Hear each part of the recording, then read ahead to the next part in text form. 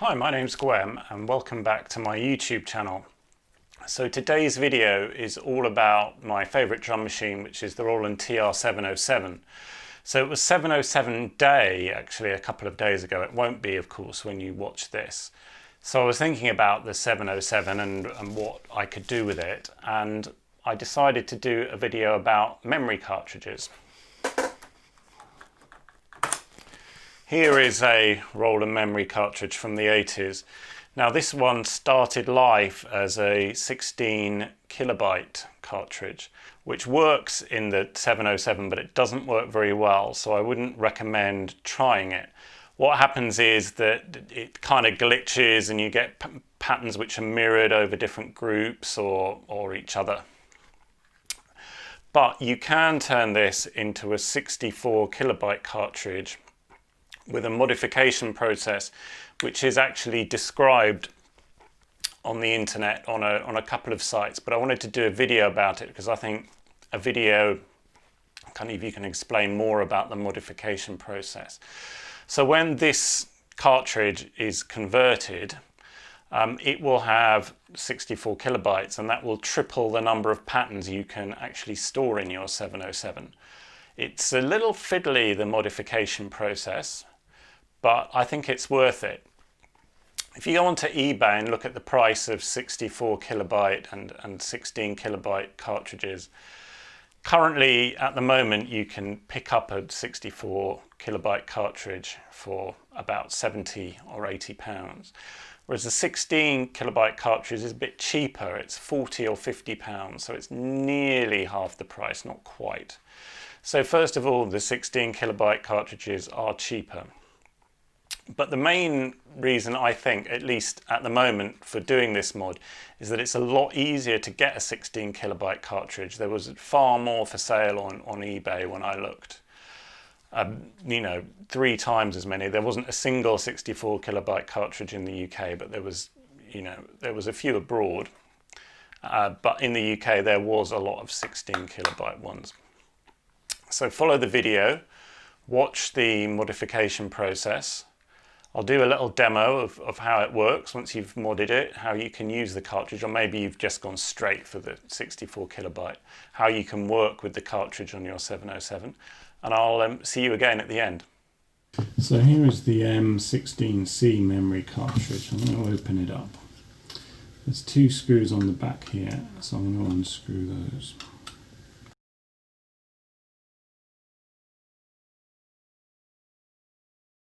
At this point the label is holding it together. Actually, I did open this before the video, so I'll show you how I got past the label stage.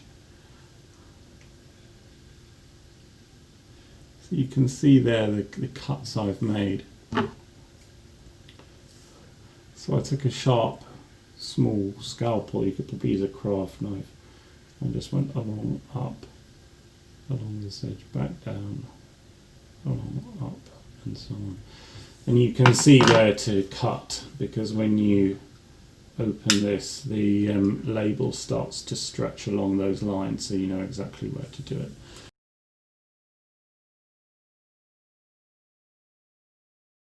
And there is the memory card.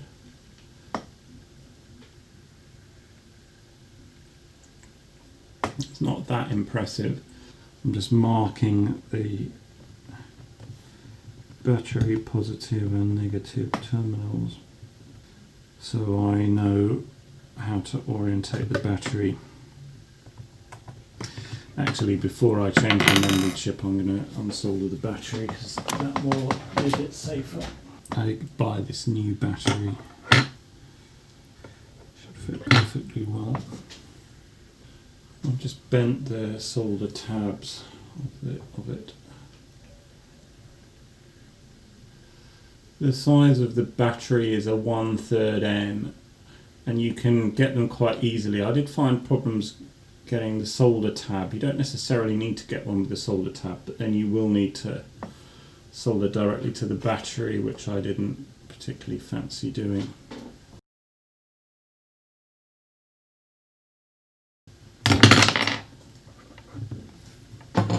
So the battery's gone.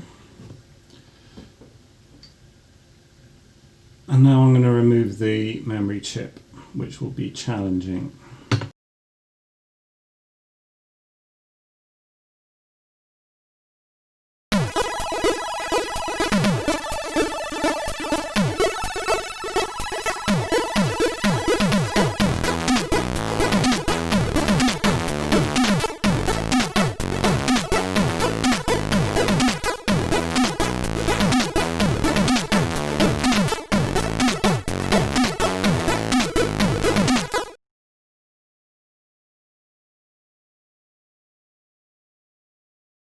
So you need to connect along the flying wire to this location here, which is the 4th pin along.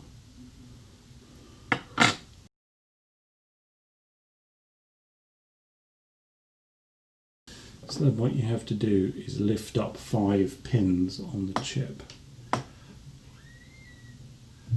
You can see there which 5 pins I have lifted.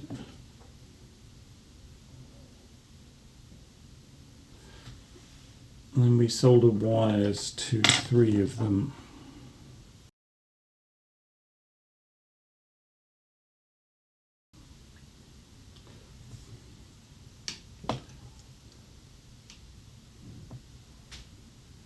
And these are where you connect the flying wires to.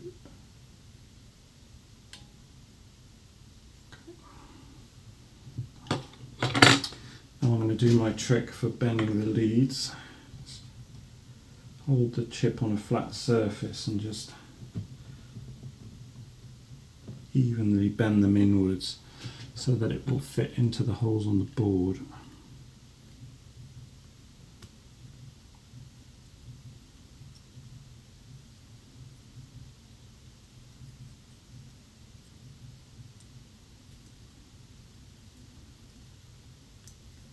Arse.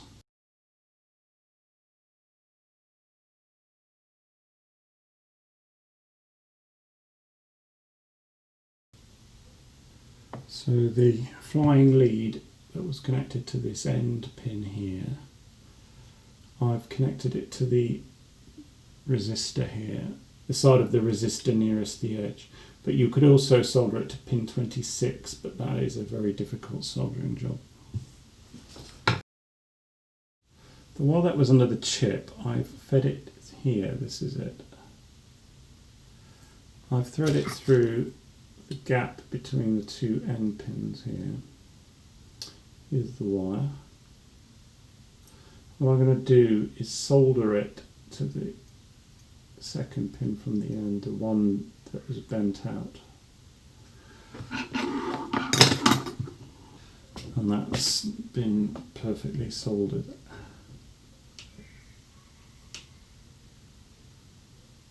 Oh, you can't see it there. Oh, you can kind of see it there. This wire was the one that was under the chip and it's gone into this pad here, 2nd one from the end. That just leaves 2 flying wires now.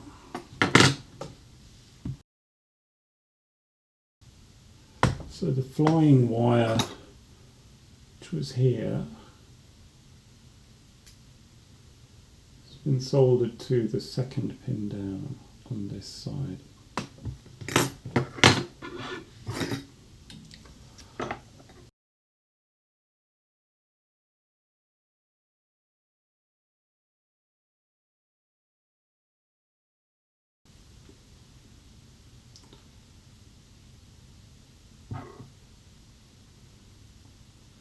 The flying wire, which was on this pin here, gets routed along the side of the chip and over the edge of the battery, and then that gets soldered to the 2nd pin down on the underside of the board.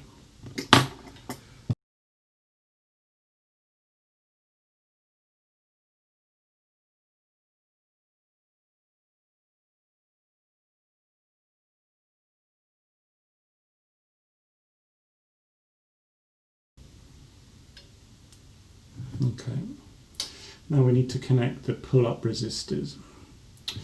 So I've soldered another wire to the second pin down from the top here, and then that's routed the other side of the PCB and goes down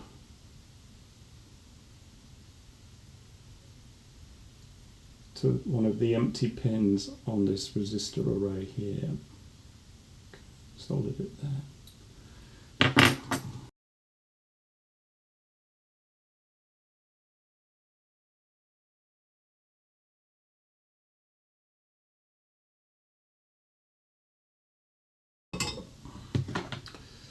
And then we do the same with the second pin here that we soldered to. We solder a wire to the other empty pin on this resistor array, just like that. Okay. And that is how the board should look on this side and on the other side. Tricky soldering job. The hardest part was removing the old chip. You need to be really careful that you don't damage the PCB when you do that. Okay, so I'm going to refit the new battery. So if you look at this new one that I got with the solder tags, the side with the two pins and the larger tag, that is positive and the other side is negative. And on this board, positive is the side which is nearest the switch. Okay. That one's positive and that one's negative, positive, negative.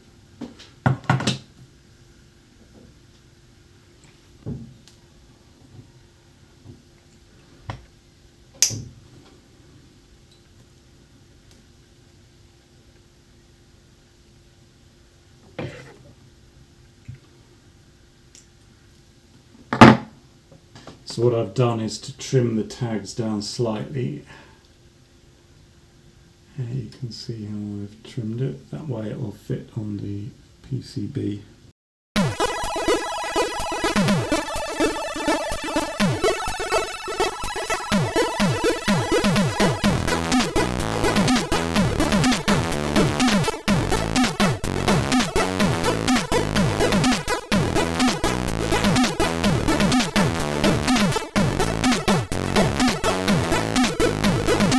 So what I've had to do is cut a large portion of the case, which is a bit annoying, but that is what I had to do. So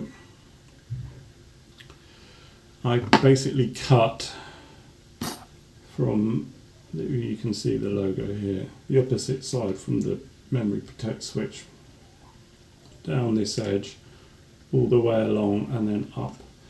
And I've gone up at this kind of bracing ridge here in the plastic. That's where I've gone up.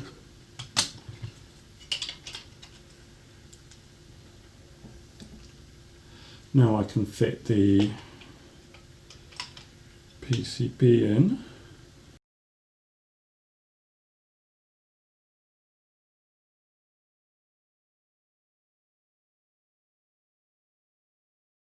All right, let's try it. Well, it's a few days later and I've got the modified cartridge here. So all I've done is to just tape over the hole. Looks quite nice like that. And it should work fine. So let me explain how you work with the memory cartridge on the 707. So the first thing is clear. You literally just insert it into the slot like that. Then when you want to start using the cartridge, you always need to go into track play mode by pressing this button. And then you can press the shift button and the enter button, which gives you the cartridge mode. Right? So at the moment there's no light on here. So that means we're using the internal storage. So we've got 16 patterns over 4 different groups.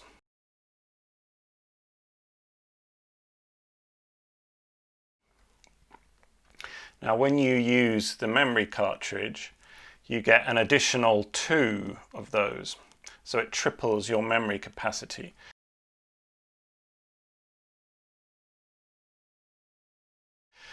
So you press Shift and then the Enter button. So that's the first cartridge bank. That's green now, that's the second cartridge bank. When you press it again, it goes to the internal presets. So let's go to the first cartridge bank, and then we can switch into step right mode, like that. Now I've already programmed a test pattern in here to show you how it works, but let's just clear that.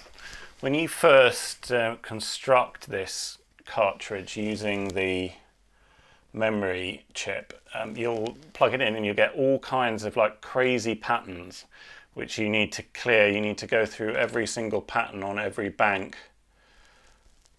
and every group to clear them all. So I've just programmed in a basic pattern, but let's erase that first. So you do clear, and then you can select the patterns you want to clear. Now you notice that it hasn't really cleared anything, and that is because we have memory protection on. That is a tab here, so we need to slip that protect switch to off. You can actually do this while it's plugged into the machine. I just wanted to show you that. So let's go back into track play mode, and we'll go into the first bank, first cartridge bank, red LEDs on, go into step right, and then we can erase all the patterns. So you just press clear and then you go through them all. Now let's just do a very simple hip hop kind of a pattern to start with.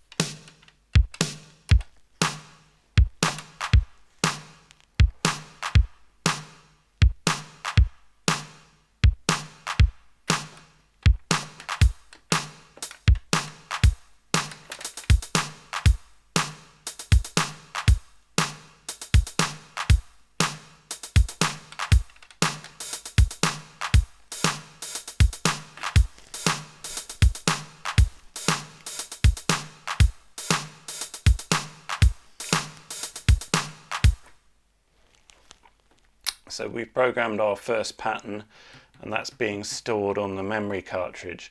Now a good way to check that this is all working is to just make sure that it's not writing to other patterns at the same time that it's writing to your first pattern. So you can just go and check.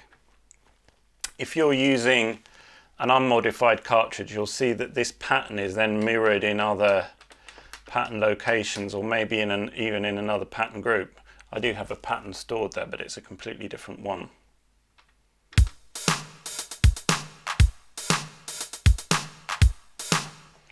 I'll just tweak that pattern a little bit more.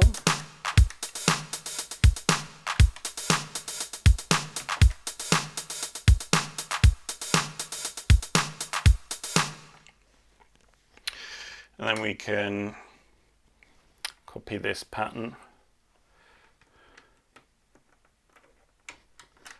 into a few more locations.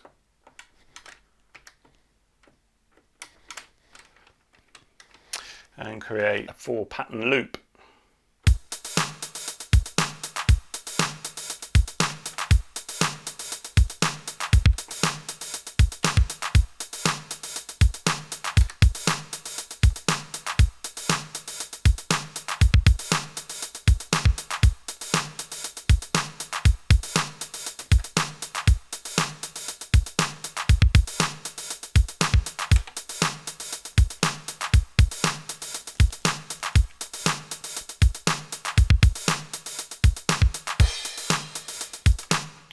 So that's working well. So I can flick the switch to protect. And now we can't clear those patterns. We can try, but they're all still there.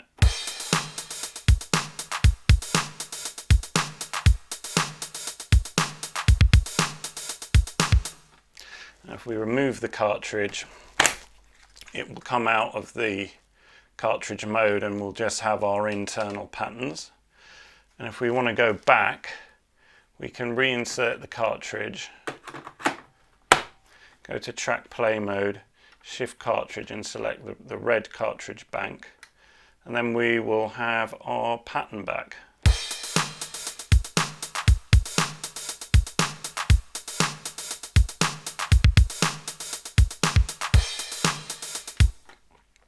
Which is absolutely brilliant. Before I go, I'll just show you a little 707 tip that I learnt. So if you're in step right mode and you select a chain of patterns like that, as you probably know, that will loop those 4 patterns, but you can lock those in a chain if you hold down the start and end and then press the enter button. Now whenever you select any of these 4, it will select all of them and it will also start at the first one. Brilliant tip. So there you have it. For the price of a 64 kilobyte memory chip, perhaps a new battery, these things just come to a few pounds, you can save a bit of money, or maybe even just have a memory cartridge for your 707. I hope this was an interesting video for you. It was quite fiddly to do the modification, I must admit, but I think it's worth it. I've got 3 times as many patterns on my 707 now. If you liked the video, found it entertaining or useful, then it'd be great if you could leave a like. And as I always say, I don't care about being famous on YouTube. I'm trying to get to 1,000 subscribers. If you could help me out with that by giving me a sub, I'd really appreciate it. Thanks a lot, and I hope to see you in another video soon.